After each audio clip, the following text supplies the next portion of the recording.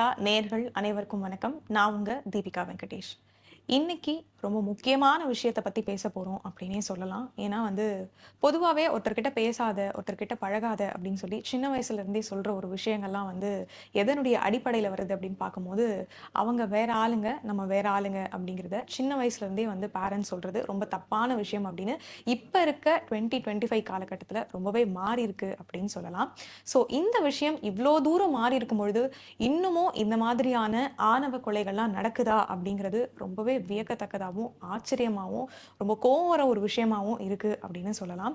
இன்னும் தென் மாவட்டங்கள்ல இதுக்கான விஷயத்துக்கான அவேர்னஸே கொஞ்சம் கூட வரல அப்படிங்கிற மாதிரி தான் அங்க நடக்கிற விஷயங்கள் நாளுக்கு நாள் அதிகரிச்சுட்டே இருக்கு அப்படின்னு சொல்லலாம். ஒரு ஸ்கூல் படிக்கிற பையனா இருக்கட்டும், பக்கத்து தெருக்கு போக வேணாம்னு சொல்றதா இருக்கட்டும். ஸோ இந்த திருநெல்வேலி மாவட்டத்துல இந்த மாதிரியான விஷயங்கள் தொடர்ந்து நடந்துகிட்டே இருக்கு. இதுக்கு அரசு தரப்புல இருந்து ஏதாவது ஒரு விஷயத்தை முன் வச்சு நடவடிக்கை எடுக்கணும் அப்படிங்கிற மாதிரியான விஷயங்களும் பேசப்பட்டுட்டு தான் வந்துட்டு இருக்கு. இப்ப நம்ம எதை பத்தி பேச போறோம் அப்படின்னு சொல்லி பார்த்தோம்னா, டிசிஎஸ்ல ஒர்க் பண்ணிட்டு இருக்க ஒரு இளைஞர். இவரு என்ன பண்ணிட்டு இருக்காரு, யூனிவர்சிட்டியில என்ன பண்ணியிருக்காரு அப்படின்னு பார்க்கறதுக்கு முன்னாடி திருநெல்வேலி மாவட்டத்துல தான் இருக்காரா அப்படின்னு கேட்டா கிடையாது. பாளையங்கோட்டையில இவர் இருக்காரு. எக்ஸாக்டா பாளையங்கோட்டையில இவர் இருக்காரு அப்படின்னு சொல்லலாம். வீக்கெண்ட் ஆனா ஊருக்கு போற ஒரு பையன் சென்னையில டிசிஎஸ்ல ஒர்க் பண்ணிட்டு இருக்காங்க. இவருடைய பேர் கவின் செல்வகணேஷ். டிசிஎஸ்ல ஒர்க் பண்ணிட்டு இருக்க ஒரு பையன். ஸோ சென்னையில இருக்க டிசிஎஸ்ல ஒர்க் பண்ணிட்டு வீக்கெண்ட் ஆனா ஊருக்கு போறது வழக்கமா ஒரு விஷயமா வச்சிருக்காரு. ஸோ இவருக்கு லவ் ஸ்டோரி அப்படின்னு சொல்லி பார்க்கும்பொழுது என்ன அப்படின்னா, 21 வயசுலயே ஒரு காதல் ஏற்படும். இந்த 2 பேருடைய காதல் அப்படின்னு பார்க்கும்போது ரொம்ப நாளைக்கு அது இருந்திருக்கு. ஸோ 21 வயசுல காதலிச்ச பெண் கூட இன்னும் வரைக்கும் ஒரு கம்பெனில ஒர்க் பண்ணி நல்லா சம்பாதிக்கிற ஒரு பையன். ஒரு 1,00,000 ரூபாய்க்கு மேல சம்பாதிக்கிறான் அப்படின்னு சொல்லும் பொழுது, கல்யாணத்துக்கு இந்த தகுதியை தவிர்த்து வேற என்ன தகுதி வேணும் அப்படின்னு தெரியல. ஏன்னா ஏன் தகுதி அப்படின்னு பேசுறேன்னா, யூனிவர்சிட்டியில கோல்டு மெடலிஸ்டா இந்த பையன் இருந்திருக்காங்க. ஸோ அறிவுபூர்வமான ஒரு விஷயத்திலயுமே இந்த பையன் பிளஸ்ஸா தான் இருக்காங்க. ஸோ நல்ல ஒரு ஏர்னிங்ஸ்ல இருக்க ஒரு பையன். இதுக்கு அடிப்படை விஷயம் என்ன, இதுக்கு நோ சொல்ல வேண்டியதே இல்லை. ஆனா என்ன இருக்கு அப்படின்னு சொல்லி யோசிக்கும் போது பார்த்தா கேஸ்ட் தான் முக்கிய காரணமா இருந்திருக்கு.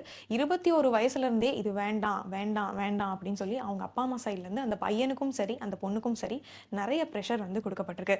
ஆனா அந்த பொண்ணு அவங்க வீட்டு சைட்ல யார்கிட்டயுமே இதை பத்தி சொல்லவே இல்லை. ஒரு சிலர், அதாவது ரொம்ப க்ளோஸ்ட் சர்க்கிள்ல இருக்கவங்க கிட்ட மட்டும் இந்த மாதிரிலாம் மிரட்டுறாங்க, இந்த மாதிரிலாம் கூப்பிட்டு சொல்லியிருக்காங்க அப்படிங்கிறத தெரியப்படுத்திருக்காங்க.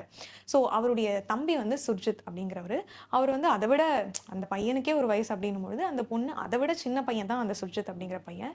ஸோ அந்த பையன் என்ன பண்ணியிருக்கான்னா, இவர் பாளையங்கோட்டை போயிருக்கும் பொழுது அவங்க தாத்தாக்கு உடம்பு சரியில்லை அப்படின்னு சொல்லி ஹாஸ்பிட்டலுக்கு கூட்டிட்டு போயிருக்காரு. ஹாஸ்பிட்டல் கூட்டிட்டு போயிட்டு அந்த பையன் அங்கிருந்து வெளியே வந்திருக்கான். வெளியே வந்துட்டு அவருடைய தாத்தாவை வீட்டுக்கு கொண்டு போய் விடலை. அந்த ஹாஸ்பிட்டலோட வாசல்ல அந்த பொண்ணோட தம்பியான சுர்ஜித் அங்க வந்திருக்காரு. வண்டியில ஏறுங்க, அப்பா அம்மா கிட்ட போய் பேசணும், அப்பா அம்மா உங்களை கூப்பிட்டு வர சொன்னாங்க அப்படின்னு சொல்லியிருக்காங்க.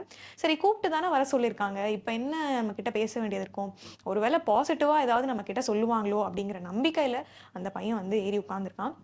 கொஞ்ச தூரம் வண்டியை கொண்டு போயிட்டு ஆள் இல்லாத ஒரு இடத்துல அந்த வண்டியை நிறுத்திருக்காரு. நிறுத்தி அந்த இடத்துல இருந்து அவர் கையில இருந்த ஒரு ஆயுதத்தை எடுத்து அவர் மேல வெட்டி அவர் அந்த இடத்துலயே சரிஞ்சு விழுந்திருக்காரு. ஸோ வலி தாங்க முடியாம அவர் என்ன பண்ணியிருக்காரு அப்படின்னா, அங்கிருந்து ஓட ட்ரை பண்ணியிருக்காரு. இதை யோசிச்சு பார்த்தோம்னா, சாதி அப்படிங்கிற ஒரு விஷயம் பட்டியலினத்தை சேர்ந்த ஒரு பையன் அப்படிங்கிறத தவிர்த்து இவர்கிட்ட வேற எந்த மைனஸுமே கிடையாது. ஸோ இந்த அளவுக்கு பின்னோக்கி யோசிக்கிற ஒரு ஒரு பர்சனா அப்படின்னு பார்த்தா, இவங்களுடைய அப்பா அம்மா அப்படின்னு பார்க்கும்போது 2 பேருமே சப் இன்ஸ்பெக்டரா இருக்காங்க அதே ஊர்ல. ஸோ சப் இன்ஸ்பெக்டரா இருக்க ஒரு பர்சனோட 2 பசங்க, அதுல அந்த பையன் இந்த மாதிரி ஒரு விஷயத்த செய்யறான்னா, அது அப்பா அம்மா தூண்டி செய்ய வச்சதா இருக்குமா அப்படிங்கிற கோணங்கள் எல்லாம் யோசிக்க சொல்லுது. ஏன்னா ஆல்ரெடி அவங்க அப்பா அம்மா அந்த பையனை கூப்பிட்டு வார்ன் பண்ணிருக்காங்க அப்படிங்கிறதுனால, இந்த கவினுடைய அப்பா அம்மா என்ன சொல்லியிருக்காங்க அப்படின்னு பாத்தீங்கன்னா, கவினுடைய அம்மா பேட்டி கொடுக்கும்பொழுது, கண்டிப்பா அவங்க 2 பேரும் இந்த கேஸ்ல இருந்து விடவே கூடாது. ஏன்னா அவங்க 2 பேரும் சொல்லி தான் இதை செஞ்சிருப்பாங்க. அவங்க பெரிய இடத்து ஆளுங்க அப்படிங்கிறதுனால அவங்களுடைய பவர்ஸை யூஸ் பண்ணி இதுல இருந்து வெளியே வர பாக்குறாங்க.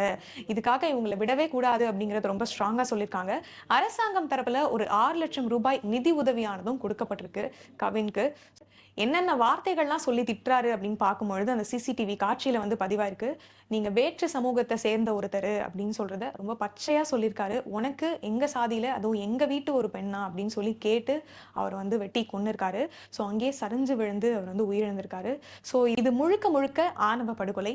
இந்த விஷயத்தை காவல்துறையினர் தரப்புல எடுக்கும் பொழுது ஃபர்ஸ்ட் 2 பேர் வீட்டுக்குமே ஏதோ ஒரு பிரச்சனை, 2 பேருக்குமே ஏதோ ஒரு சண்டை அப்படின்னு தான் ஸ்டார்ட் பண்ணியிருக்காங்க. ஆனா இன்வெஸ்டிகேஷன் போகும்போது தான் தெரிய வந்திருக்கு இதெல்லாம் நடந்திருக்கு. இது வந்து சாதியினுடைய அடிப்படையில பட்டியலினத்தவர் அப்படிங்கிற ஒரே காரணத்துக்காக அவரை கொன்னிருக்காங்க அப்படின்னு சொல்லிட்டு கவினுடைய அம்மா அவங்கள விடவே கூடாது, அவங்க 2 பேருமே வந்து சப் இன்ஸ்பெக்டர், ஸோ வந்து அவங்க அவங்களுடைய பவர்ஸை யூஸ் பண்ணி கண்டிப்பா வெளியே வந்துருவாங்க அப்படின்னு சொல்லியிருக்காங்க. இந்த கேஸ்ல இருந்து யாருமே வெளியே வரக்கூடாது அப்படிங்கறதுனால தொடர்ந்து 3வது நாளா 27ஆம் தேதி வந்து அவங்களுடைய தாத்தாவை பார்க்கறதுக்காக கவின் வந்து ஊருக்கு போயிருக்காரு. ஸோ இன்னைக்கு வரைக்கும் அவருடைய உடலை வந்து வாங்க மறுத்துட்டு அவங்க உறவினர்கள் போராட்டத்தில் ஈடுபட்டு இருக்காங்க. இதுல இன்னொரு விஷயம் அப்படின்னு பார்க்கும்பொழுது இப்போ இந்த வழக்கை வந்து சிபிசிஐடிக்கு மாற்றம் செய்யப்பட்டிருக்கு. சுர்ஜித் அப்படிங்கிற பையனை வந்து குண்டா சட்டத்துல உள்ள போட்டிருக்காங்க அப்படின்னு இன்னைக்கு காலையில வந்து தெரிவிக்கப்பட்டிருந்தது. ஸோ குண்டா சட்டத்தை தாண்டி இந்த வழக்கை சரியா கையாளல, இந்த வழக்குக்கான சரியான தீர்ப்பு வந்து கொடுக்கல அப்படின்ற மாதிரியான யோசனைகள் இந்த கேஸ்ல இருக்கு அப்படிங்கறதுனால சிபிசிஐடிக்கு நாங்க வந்து இந்த கேஸை மாற்றம் செய்யப்படுது அப்படின்னு சொல்லி அரசு தரப்புல தெரிவிக்கப்பட்டிருக்கு. இதுக்கு அகெயின்ஸ்டா யார் யாரெல்லாம் வந்து குரல் எழுப்பியிருக்காங்க, யார் யாரெல்லாம் கவினுக்கு சப்போர்ட் பண்ணிருக்காங்க அப்படின்னு வந்து நிறைய விஷயங்கள் இப்ப பேசப்பட்டுட்டு வருது. கவினுக்கு சப்போர்ட் பண்ணி மக்கள் நீதி மய்யம் கட்சியினுடைய தலைவர் கமல்ஹாசன் அவர்கள் வந்து பேசியிருக்காரு. ஸோ சாதி அப்படிங்கிற ஒரே ஒரு விஷயம் தான் நம்மளுடைய இன்ன வரைக்கும் எதிரியா இருக்கு. ஸோ அதை கண்டிப்பா வந்து வேரோடு அறுத்து எறியணும் அப்படின்னு சொல்லியிருக்காரு. ஸோ மாரி செல்வராஜ் என்ன சொல்லியிருக்காரு அப்படின்னு பார்க்கும்போது சாதிய அருவருப்பினுடைய அட்டூழியம் தான் இது அப்படின்னு சொல்லியிருக்காரு. சாதிய பெருமைவாதம் அப்படிங்கிற ஒரு விஷயம் இங்க எல்லார்கிட்டயுமே இருக்கு. ஸோ இந்த ஒரு விஷயத்தை வந்து துரிதமாகவும் ரொம்ப சரியாகவும் இதை வந்து சரி செய்யணும் அப்படின்னு சொல்லி அரசாங்கத்துக்கு வேண்டுகோள் விடுத்திருக்காரு.